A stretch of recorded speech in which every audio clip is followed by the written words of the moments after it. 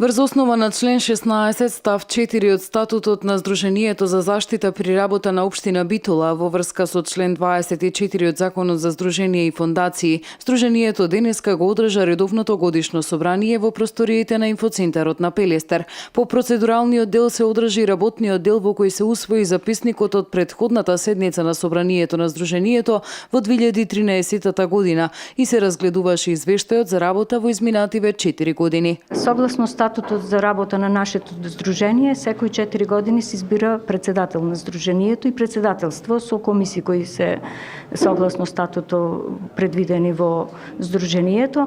Денес имаме избор на нов председател, затоа што мандатот му 4 години веќе завршува, со извршен одбор на здружението од 7 члена. Една од точките на дневниот ред денеска беше и поднесеното барање до Министерството за труд и социјала, сектор за безбедност при работа, од страна на Сдруженијето за заштита при работа на општина Битола за регистрација на друштвото за вршење на стручни работи.